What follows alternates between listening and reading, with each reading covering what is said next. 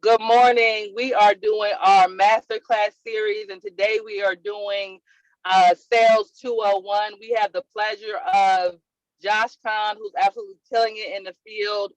He's been with FFL for about 8 or 9 months, and Josh is going to go over what exactly he does when he's in the field on a kitchen table appointment. Josh, are you there? Yep. Thank you, Kali. All right, Josh.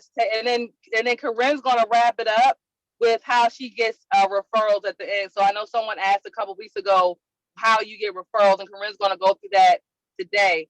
Next week, today we're going through. Josh is going to do a kitchen table where the people are just very nice and agreeing with everything. Next week, Josh is going. We're going to do one with objections, right? So today we're just going to do a very simple kitchen table presentation, final expense presentation, and keep it real simple and real basic, Josh. Guys, make sure you're paying attention because Josh will be calling on people throughout the call. So this is class, this is master class. So make sure you're paying attention, you're taking notes because you might get called on. Josh, take it away. All right. Good morning, everybody. I want to thank Kali and Corinne again for the opportunity to speak to everybody. They're absolutely right. The business has absolutely changed my life. And I hope everybody really does start to take advantage of the different opportunities that we have here at FFL, not only with the opportunities to change your life and your family's life, but also with the opportunity to really plug in with great leadership. If you're lost at whether it's for the smallest bit or it seems like you're super lost, we have tons of great leadership here that can help you kind of steer the ship back on the course. Okay, so I hope everybody takes advantage of that. Now, as far as for sales 201 today, we're going to talk about what happens in home. For me, I know that there's a lot of people in the business that are killing it over the phone, but for me personally, I love in home. That's my bread and butter, because for me, I truly believe that the reason why you have to be in this business is for families. You have to be in this business for people. And you have to really put them first. And one of the things that I learned in the beginning was that if you come into this business chasing the dollar's going to chase you out the business. Okay. But if you're here to take care of families and really prioritize them, their needs and what they need for their futures, the money will chase you. It's 100%. If you can prioritize the families and the right things, the money will come 100%. So when it comes to being successful as far as in-home, one of the first things that I always think is a big part, number one is going to be mindset. So what I personally like to do is I like to listen to podcasts on my first ride over to my first appointment. And before I get out of the house, before I get out of my car to go to the home, I have a little kind of like affirmations that I say for myself to kind of keep myself focused. So before I leave out of my car, I tell myself, I know that I'm going to close. I know we're going to make money and we're going to impact families. I say that to myself before I leave out of my car and before I step into the home, every home. Okay. Now, one of the big things that can help you change your energy, and it's really simple. It's a small thing, but it makes a big difference, especially for when you're dealing with final expense. And sometimes we're dealing with families that are a little bit older, and sometimes they need just a little bit more patience. So the biggest thing in the beginning that you can do to make a difference is smile. It's really simple. Just smile. Because think about this. If you are going to be approached by anybody, whether it be a sale or it's for assistance, it's always easier to kind of allow a person in if they can approach you with the right type of energy. You know what I'm saying? So by smiling, initially it kind of forces you to have a certain type of energy when you're dealing with the client or with the family, and it just kind of rubs off. Okay, so that's fantastic. And when it comes to being in home, one of the things that you have to understand, especially when it comes to life insurance, is just like any other sale. As far as the families, they have access to a ton of products, and there's a ton of different agents all over that could be speaking out to them. But it's about building connections, and it's about building a rapport with the family, so that this way, you can be the one to make sure that they're insured. But also, if they need anything, they know that they have somebody that is in their corner that can help them out. Okay, and what this ultimately does, what I've learned is it helps you keep policies in place. And that's really important, because you don't want to do all this work for no reason ultimately. Okay. So for me, as far as starting the presentation, like I said, the first thing is going to be mindset. Now you have to have a really strong mindset, because you have to understand that the reality is a lot of families are going to are not going to be there when we get there. And I'd say about 40% of the families that I deal with, they say, okay, well, I forgot that you were going to come here. Well, for me, it's a great way to kind of start, because I'll say, okay, fantastic. I didn't. And it's a good thing that I didn't, right? So one of the things that I like to always do in the beginning, smile at the door, introduce yourself, have a good energy. And then once you introduce yourself at the door, the first question that you want to ask, shoes on or off, okay? And what this does is kind of shows that you have a little bit, you have respect for the home, you know, because everybody has different cultures, they move differently. So for some families, you know, they want you to have your shoes on, some don't. So that's the first thing you want to do. Now, once I'm in the home, but once the door is open, for me, it's about building the connection and also starting conversation, because I don't like there to be like a pause when we're walking to the table or when we're figuring out, you know, where we're going to sit down and discuss the policy for them and their family. And also, this is an opportunity to kind of break the ice a little bit. So what I like to do when I get in there, I'm looking around for everything. I'm looking at everything, pictures.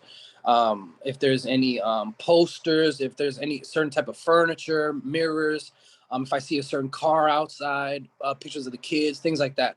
And what I try to do, I try to compliment those things for them, so that they can feel comfortable and kind of also know that, you know, that I see them and that we're both human, you know what I'm saying? So we can appreciate the little things, okay? But here's the thing. Once we before we get there, I'm asking little questions too. So some of the questions that I ask, I don't ask just random questions. I want to ask questions that are going to be answers that I'm going to need further down in the process. So some of the questions I might ask, hey, how long have you lived here? This is a beautiful home. Were you born in this state? Or how many children do you have? Or have you given some thought to your beneficiaries? Things like this, things to kind of build a conversation, build rapport, but also is going to give me information that I'm going to need to kind of close up the deal. Okay. Now, once we get to the table, it's all business. Okay. I like to always sit at the head of the table or directly across from the family. And pretty much once we're seated at the table, my mindset changes a little bit too. Because once I get to that table is mine. In my mind, that's my house, that's my family, and I'm gonna take care of them, period. Okay. So at that point, what that means is you got to take control. Okay. You have to be assumptive and you have to be assertive. Okay. And you cannot be scared to ask the questions and to find out the information that you need. Because see, ultimately, our job is to protect the families. And here's the thing: if you don't push the family a little bit to find out the why, to find out why we're doing this, you're failing the family.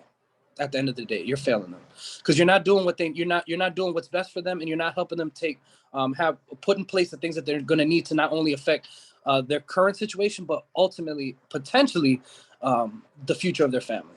Okay. So once we get onto the house, once we're sitting down at the table, what I like to do just really quickly, just be like, hey, look, let me get you up to speed. Okay. So one of the first things I like to do is I say, hey, this is my license. Because before I get to the home, I always like to confirm the appointment by sending them a copy of my ID, my license. But one of the first things I'll do, I'll sit with the family. I'll say, hey, okay, let's handle some of the legalities. Let me show you my license here.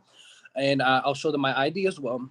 Now, what I always like to do when we sit with the family, I like to give them a little bit of a background on myself, so that this way they know who they're dealing with. And they know, again, that they're dealing with a real person, and and a person that has the same issues that they have, a person who has kids and a family. Okay, so what I like to do is one of the first things I do is I actually show them this. So I hope everybody can see it clearly. So this is my why. Okay, this is why I do what I do. And I bring, this is a picture of my kids. I bring them with me everywhere I go. So this way the families can know that, hey, I'm a father. I'm here to not only to protect them, but also to protect my kids. Okay. Because like it's in the name, family first. It's pretty simple. Okay. So I do that. So that kind of breaks the ice a little bit. And what I do is I tell them a small story about myself, the story that I like to tell families. And a lot of this is true, and some of this is kind of generic. So you can use this yourself. So what I like to tell families is that, hey, so the reason why I put the two states back to back on when I print them out is the reason why I put them back to back is because I'll say that I started in one state and then I got promoted to the next. So the reason why I have access to both states is because I'm a person who's different from every other agent that you're going to deal with, because I'm going to always put you before my pockets. Okay. And what I mean by that is there's a couple of things that I'm here to do, but at the end, my top priority is you and your family, to make sure that I can do everything that we need so we can take care of everything that you need today. And that's one of the things that you want to continue to to repeat to the family, to make it very clear that, hey, I'm here to make sure that we can get everything you need to take care of your family today. Okay. So I say that over and over. Now, once we are able to, once I show them the story and we go through that, then um, then I get into the questions pretty much. So these are the questions that I mentioned earlier, where you don't be scared to ask these questions, because what it's going to do is going to build the why, and it's going to build the importance in the life insurance. Because here's the thing: if you are too transactional, you're going to lose the policy and you're going to lose the family, because the family doesn't understand the importance and who it's protecting.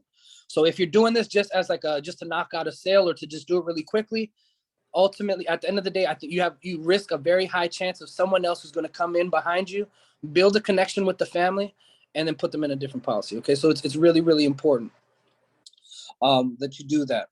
Now, so some of the questions that I like to ask once we get there are like, for example, I ask one of the things I like to ask the family. So what did anything happen recently that caused you to kind of fill this request out? So this helps me understand maybe like if they maybe filled it out online, who and why. Then I also want to figure out who were they thinking about were the beneficiaries, and who were they thinking about protecting. Okay, and here's the big one. Okay, this is the one that really gets people to start thinking. And this is what I'll say. So for example, let's say Barbara. Okay, so let's say I'm sitting with Barbara and I ask him a question. Think about this, Barbara. How does this question get you start to think and start to play on those emotions for you? So let me ask you, Barbara, if we knew that you would die yesterday, would it affect how you would approach life insurance today? Yeah, I will basically basically try to get it done today, deal with it today. If I'm going tomorrow, I'm gonna deal with it today and Absolutely. secure my life. Yes. Awesome. And that's, when I ask the question, that's the same reply I get. At first, families are a little bit kind of taken back, because here's the thing: even though it is a very sensitive situation that we are talking about, it's very important. So you have to be direct. Okay, don't play any games. Let them know that you're there to take care of them. Okay, so if you use terminology like when you pass or in the future, these things do not put the importance on what's happening right there, right then and there. Okay, so you have to be honest. You have to be direct with it. Okay, Say so that again, Josh. Repeat that question. so Let's the slow down just a little bit. Okay, we got time. absolutely. So uh, the question was, if you knew that you would die, if you knew that you would die yesterday, would that affect how you would approach life insurance today? Okay. That's freaking fire. That right there, that's it. I'm gonna start using that. That's cool. So once I tell them that story, for me, it's really simple. So for me, within the first 4 to 5 minutes, I'm at the home and I'm sitting down with them. I'm gonna know if I'm gonna spend my time with them or I'm out. So now also the reason why I do it that way is because, as you know, our objective is to set 10 to 12 appointments on a day, and there's no way that you can successfully run all those appointments if you don't keep control and you don't kind of handle the timing of everything. Okay, so in the beginning, the way that I'll know if I'm going to spend any more time with them or not, it's very easy. So this is what I tell all of my families. I say, hey, okay, so I have two objectives today. Okay, the first objective is going to be health, and the second objective is budget. Okay, now when I say that, when I talk about the health, here's the thing: if regardless of if you want $1,000 policy or if you want $1,000,000 policy, my job first is to make sure that I can get you qualified medically. Okay, there's no need to talk about a certain amount of policy if I can't do my job and get you qualified. Okay, so that's the number one thing. The first thing is going to be first part is going to be your personal information. And when it comes to your personal information, it's going to be some of the basic stuff that we've already gone over with, and that you know that I've already confirmed with you, like your height, your weight, your email address, your home address, your social, and who you bank with. Now, this is really important because all of these carriers, they require a accredited financial institution, so that this way we can make sure that your payments are taken care of, and make sure that this way we can guarantee that your policy is in place in the future for when you need it the most. Okay. Then the second part of this is going to be the medical. Now, when it comes to the medical portion of things, what I typically like to do is I like to name off a few issues that are more populated for some of our families. and just let me know if this applies for you personally, not for the family, again, personally. Now, if it applies, fantastic. If it doesn't apply, fantastic. Either way, I'm going to use all of this information that you gave me to see who I can get you qualified for. And number two, also who I can eliminate from the table. That's not going to be the best option for you. Okay. Now, so this is what I tell them. I say, so here's the thing. If I'm able to, so I'm here to take care of two objectives. Okay. If I'm able to do two things, and again, this is when I want to reiterate what those two things are. If I'm able to, number one, get you qualified medically, and number two, make it fit within your budget. And here's the most important part. For me, this is the most important part. And this is what you want to establish for the family. You want them to know that a lot of agents might approach this with the thought of approaching it in a commissionable manner. But the way that you really want to approach this and keep this in mind is that the way that you're going to be recognized, and you want the family to know, the way that's going to be different for you, the way that you're going to be recognized is by the number of families that I help. And because it's not, I don't approach it by seeing it as a commissionable process, because I'm always going to do what's best for you and put you first. I can guarantee to get you the best product for your family. Okay. And this is another thing that I always want to reiterate. If we do this correctly one time here today, I promise you never have to do this again for the rest of your life. Okay. All right. So once we get into that, I want to let them know why the budget is really important. And this is something that you have to understand as well. Okay. Of course, it's important because if the policy drops, of course, we understand what we deal with on our end with that. But here's the thing. Again, the reason why we're in this business is to take care of families. So if this policy drops, number one, you should take it personally, because you have to understand that you failed the family. Okay. Ultimately, and that's what I tell all my families, that hey, if this policy drops, number one, I failed you because I put you in something that was out of your budget, and ultimately because of it, now your family doesn't have what they need. Okay. Number two, we do not want this policy to drop and cancel, because guess what? You and me, we work very hard for our money. These companies, they make a ton of money. They don't need any extra money to be just given away. And I don't believe in burning my money. I work really hard. I got to take care of those babies. Okay. So I need every penny I got. Okay. And number three, this is the biggest part, is that if this policy drops because it's in your budget, at the end of the day, your family doesn't have what they need.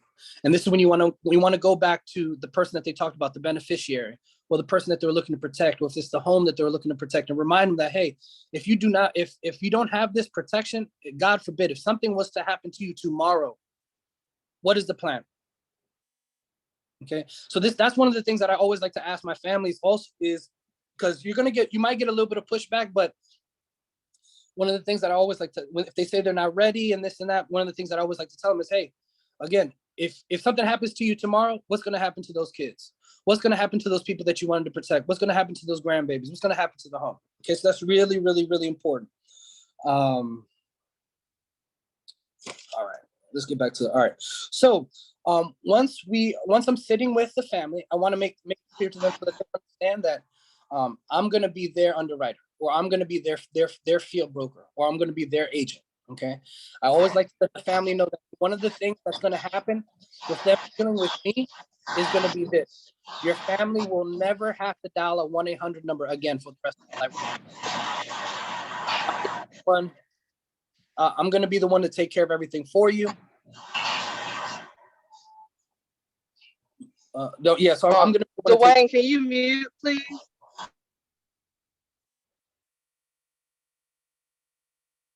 So what I like to let them know also is that, hey, go ahead, John. So what we're going to do today is, once I'm able to get you qualified, and then number two, make it fit within your budget. What we're going to do today is we're going to submit an application to these companies. Now, granted, I'm with some of the companies, like if we're going to go with America first, if this was the best fit for them, I'll let them know that, hey, one of the reasons why I like to go in this direction is because right here, right now, within 3 minutes, I'll know if you're approved or denied. Now, if you're approved, fantastic. What that means is that it gives us options. Okay. Now it gives us options that we can kind of go through and move forward in that direction. Now, here's the thing: if for whatever the reason we are denied today, not a problem. We just pivot in a different direction. We'll find something that fits for you, because we do not turn away anybody. Everybody gets covered. Everybody gets taken care of. Okay. So for me, like I said, within the first 4 or 5 minutes, I know, because this is the question I'm going to ask everybody. Once I've given them my story, I've showed them my credentials, We've gone over the why. We've been assertive and assumptive. The $1 million question for me is, hey, if I'm able to do my job for you today, if I'm able to get you, number one, get you qualified medically. Number two, make it fit within your budget so you can have what you need for your future. Is there any reason why we wouldn't move forward today and why we wouldn't get your family covered today? Okay. Now, this is if they say, if there's any pushback, typically here, if you've done everything correctly as far as establishing the why, establishing a rapport with the family so they know who you are and why you're there, and also making it fit within their budget so that if fiscally it makes sense for them. At that point, it's at that point, they're going to move forward with you if it's important to the family. Okay. And here's the thing, if right then and there, if I find out from the family that they're looking for something 6 months or a year down the road or something like that, then, or if they're not ready to do those two things, then I leave. And I let them know that, hey, we could try to set up another appointment or approach it in that way. But I just want you to know that if I leave right here, right now, you're going to leave without your family being protected. Okay. And one of the things that now I want to start implementing, it was actually a great idea that we got from our leadership, is that if you're leaving the house and you feel like you did everything that you could do and you were not able to close, reach out to your upline. Okay. Reach out to your upline, because what it does, it builds rapport and it kind of lets the client know that you're serious, and it helps say the question again. It'll help you build kind of like a basis with them. So the question again was, now, if I'm able to, number one, get you qualified medically, and number two, make it fit within your budget, is there any reason why we wouldn't move forward today and make sure your family's covered today? Okay. And that's the question. And then from there, they're either going to say yes or they're going to say no. And most of the time they're going to say yes. And from that point on, I say, okay, fantastic. Process is really easy. We're going to go through this application, and we're going to see how everything goes as far as the application process. And you just kind of move forward with asking them the questions the whole time that you're filling out the application, though, because the applications are pretty simple. And you might have already, and you've asked a lot of these questions already in the beginning, because like I said, when you're asking what was some of the medical background, you already have all the answers to those questions. So then based off that, you can see what they qualify for. And then you kind of move forward and you kind of figure, find what's best for their budget. But ultimately, that's how you do it. The winning in the home, I feel, for me, the biggest part of it is preparation and making sure that you set up the conversation, set yourself up for success. Okay, you don't want to be bouncing around from here to there, and you want to be able to structure your conversation. And even here's the thing, you can rearrange how you say these important things, but there are key important things that you want to hit on at every home. As long as you do that, it'll help you build a rapport that you need with the family, and ultimately it'll help you get them the coverage that they need. Okay, great job, Josh. Can we because we got about 15 minutes left. Can we choose somebody to do a role play with like an actual, so we can see, so everyone can hear what it actually looks and feels like? Yeah, of course. So Jerwan. I'm here. All right, awesome. So we're gonna do it. We'll do a quick in-home. So for I get to your house. No objections, Juwan. I got you. I get to the. Hey, who is? Hey there, Jawan. It's Josh. We had a conversation yesterday about making sure that we can get you and family taken care of today. I'm your licensed insurance broker that's been assigned to you by the district. Okay. Awesome. And we're here to take care of this. So let me ask you, shoes on or shoes off? Or for me, I do are you like sandals on or sandals off? You can keep more. Okay, fantastic. All right. And as we walk into the house, oh man, Jawan, these are beautiful pictures. I love to see pictures of the family. How many children do you have? I have 3. Wow, beautiful, beautiful family. Oh my goodness. And how long have you lived in this house? 8 years now. Okay, now you from the city? You born and raised here? Yeah, I'm from the city, man. Yeah, I'm from the city. Man, I was here when it was Chocolate City, man. Oh, that's right. Okay, so check this out. So is this a good place for us to kind of sit, Mr. Jamar? Yeah, we can sit at this table. That's not a problem. All right, so we get to sitting down. I'm putting my stuff down. Okay, so fantastic, Mr. Jawan. Let me get you up to speed. Okay, first and foremost, let's handle the legalities. Here's my license from the state of Maryland and the district. So the reason why I put them back to back was I started in Maryland, and then I got promoted to take care of the families in the district and other states as well. because I'm a person who always puts my families before my pockets. Okay. And I know that can be cliche, but I will always do that. And the way that I do that is that I know that a lot of agents, they will approach this process with you as far as like looking at it in a commissionable way. But for me, the way that I'm recognized is by putting by the number of families I help. And because of that, that's why I'm notoriously for making premiums fit within your budget, and known for putting things in place so that this way you can have what you need for your family today. Okay. So with that being said, there's typically two reasons, or I have two objectives today. Okay. And there's two reasons why families typically reach out to me. So the first objective today is going to be health and your budget. And typically the reason why people reach out to me is, number one, if they were looking to either handle final expenses, so the family doesn't have to worry about burial costs and things like that. Or number two, if you were looking to leave a legacy, leave some money behind for the family. What were you looking to accomplish? Really just take care of my final expenses, pretty much. Okay, cool. Now, do you, for the kids, have you thought about who's going to be the beneficiary for you? Yes. Okay, awesome. Who's going to be your beneficiary? I'm gonna break it down between my son and my oldest daughter, because they're the most responsible. So I'll leave them in charge of that. Makes sense. So to me, Mr. Jawan, it sounds like you've given this some thought, and you no longer want to procrastinate as far as putting your family first. You want to make sure they have what they need just in case anything, not just in case anything does happen, but when we know something will happen in the future, right? Most definitely. All right, fantastic. So the way this process works is really, really simple. There's two parts to this. The first part is going to be the health. Second part is going to be the budget.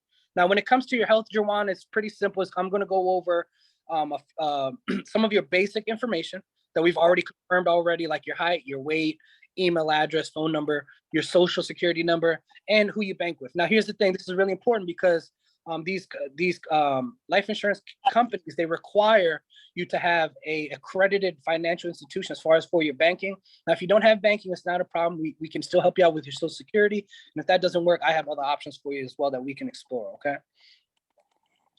All right. So with that being said, as I said, so you said you were looking to take care of the two children behind, right? Yeah. Mm-hmm.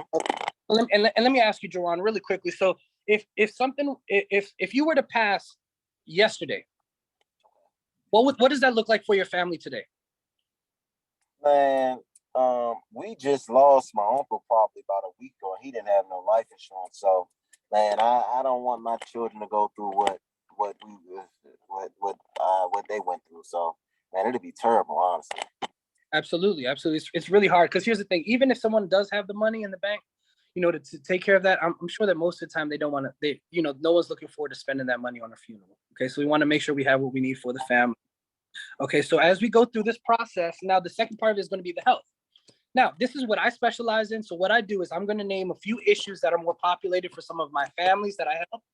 Now, if any of these apply for you personally, fantastic. If they don't apply, fantastic. Either way, I use this information to figure out who you can qualify for and ultimately who I can eliminate.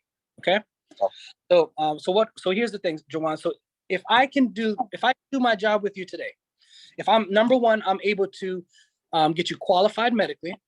Number two, if I'm able to make this fit your budget, and I know that that's the biggest part because there's no right time to bring on a new bill, and I get that, and I can appreciate that. But here's the thing, this is important. Okay, so if I'm able to then make it fit within your budget, is there any reason why we can't move forward today and get the coverage that you need for your family today? Oh no, man, I need this. All right, fantastic. So let's go ahead. Let's get this started. Now, just to let you know, even though I'm your underwriter and your head broker or your field broker, I don't make the ultimate decisions for the companies. But what I do is I can help you facilitate that process. Okay. So here's the thing. What we're going to do today, we're going to fill out an application. We're going to submit it to the company, and very, very quickly or relatively quickly, we should know whether you're approved. Now, if you are not approved with our first initial company that we're going to go with, not a problem. Have no fear. We just pivot in a different direction. But don't worry. Either way, I'm going to make sure that you and your family are covered. Nobody is turned away. I make sure everybody's taken care of. Okay. Okay. Thank you. All right. Terrific. So then pretty much we would follow the process of going ahead and filling out the application. Man, this was Hold up, Josh. Before remember, I'm sorry. We don't, Josh. Don't you do the sheet first? Remember, we got brand new people on here. Oh yes. Okay, I'm sorry. So when sorry about that. Okay, so when I'm asking the information, okay, there's a form that we have that, and if you don't have the form, you can actually get it from FFL National. So there's forms that you can fill out, and it's actually structured really, really nicely to help you keep everything organized. So it has like all the questions, everything on the left side. For example, like so this form. the height. Yes, that's exactly that's it. And you can find that on FFL National. What that does, that helps you keep everything organized and structured. So the top portion of it, what it'll do, it'll have like their basic information, like their height, their weight, their names, their email address. You can even write in the social. And then underneath it, it'll have different, more populated conditions that some of our families deal with. And that's like in the beginning, if you're not familiar with them, it's a great way to kind of lead into it, because all you have to do is just read the conditions off the paper. And then based off of which ones apply for them, you can then use that to see who they would qualify for. Now, as far as figuring out who they can qualify for, what I would recommend is once you have more than 2 or 3 carriers, get the FEX toolkit. It's an amazing tool that we use. And with that, what ends up happening is you just put in the information for the family, like you put in their basic information, their height, their weight, date of birth, and then you put in their illnesses or the conditions that they're dealing with. It'll ask you some more questions in detail about what are some of the things that they're dealing with, and that'll help you figure out who they're qualified for, and it'll actually pull up all the carriers that will qualify them to the pen with a quote to the penny. So that's a great tool that you can use to kind of help you figure that out. But just a quick note about the toolkit, Josh. Guys, the toolkit does not put the carriers in order that we use them. Mm-hmm. And last week, I think I went over the order of carriers. So if you're not sure about the order of carriers, you can go to look at the YouTube video from last week, and it'll talk about the order that we choose the carriers in. So just be mindful of that if you are using the FEX toolkit. Now, another way that you can see who they qualify for, and I like to use this way because it's a way for, especially when I have older families or older clients, if I use the cheat sheet, so it's pretty much just 2 charts. We have a term chart and we have a final expense chart. Now, going across the chart at the top, you're going to have the different carriers and then going down, you have the different conditions or the different illnesses, and it'll literally tell you who can be qualified and who won't. But I like to use this one, especially when I have older clients, because what I'll be like, hey, so I've been in the industry now for well over a year. But when I first got into the insurance game, the way that we learned how to first see who you can qualify for is doing it the old school way by using this chart. And what I like to do is then show them the chart on my iPad so they can see it for themselves. They can see, hey, this company's going to say no. This company's going to say yes. They're going to see some of the quick conditions right then and there, right there on the chart. So it makes sense for them, because if you can help them understand why you're steering them in a direction, like for example, if a client understands the reason why you would steer them towards America versus let's say Transamerica initially, right? That's how you do that, because that helps you build the why, so that this way they understand what's important about this carrier and the difference between the two. And so this way you can kind of see, which direction you want to put them in.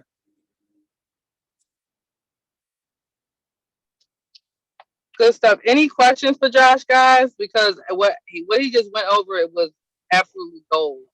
Thank you, Josh. Any questions, guys? Let me look. Let's see who's on here. Benita.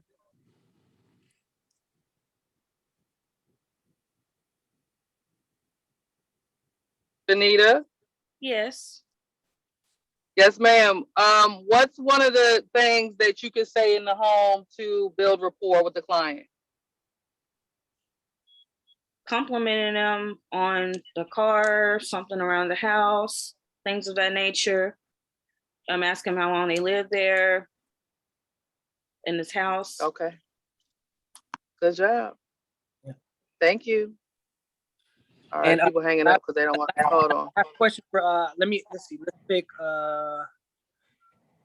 let's see. Let's pick Miss Rose. So Miss Rose, let me ask you. So, what are some of the things that you can do, or what are some of the things that you can do to help the family feel comfortable as far as like letting you in their house and or you know, so that they don't feel like they're just letting in a stranger in their home? What are some of the things that you can do to help you with that, to kind of ease that process?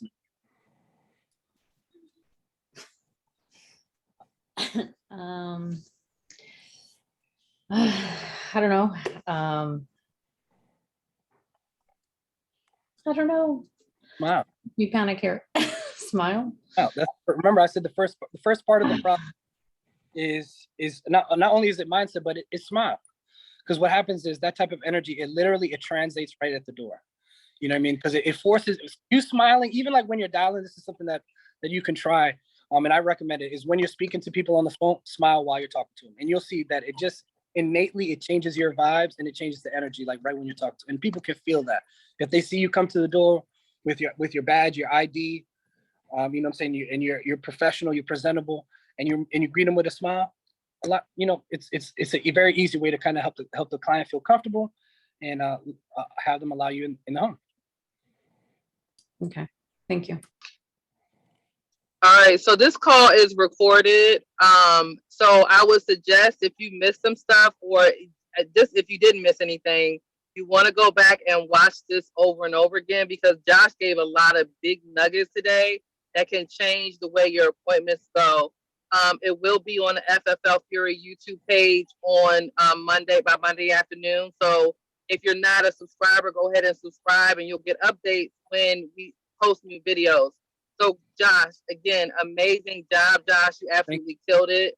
It's so many things that I need to go back and listen to, just because there's so many things that I can use that I heard you say that I'm not doing. That's going to make a big difference in the home, especially when you've been doing this for a while. Get a little bit complacent, and you do treat it. And I'll say for myself, I've treated it sometimes transactional because I've done it so many different times. But there's some things that I know I need to add. So guys, Josh, again, he's leading by example. He gave you a lot of nuggets on why he's closing at such a high level. So I would suggest that you listen to him over and over and over again, so that you can start to get these things ingrained in your mind. Because eventually, if you, just like a song that you've heard over and over again, eventually it'll start to be second nature. You don't have to think about it; it'll just be in your memory. So, hey guys, we will be on Live Dials on Monday at 7:30 a.m. Make sure you get on. If you have not got on the Live Dials, get on there, guys, because the people that are having success are the people that are dialing, are getting coaching, and are getting help on the phone, because that's where it starts. If you don't have any appointments, it doesn't matter about what Josh just went over, because you don't have anybody to go see. So jump on the Live Dials Monday morning. Have a great weekend, guys. And again, this will be posted on the FFL Fury YouTube page by Monday afternoon. Have a great weekend, guys, and have a great week. See you next Saturday. Let's kill it, See you everybody. next time. Thank you. Great job, John.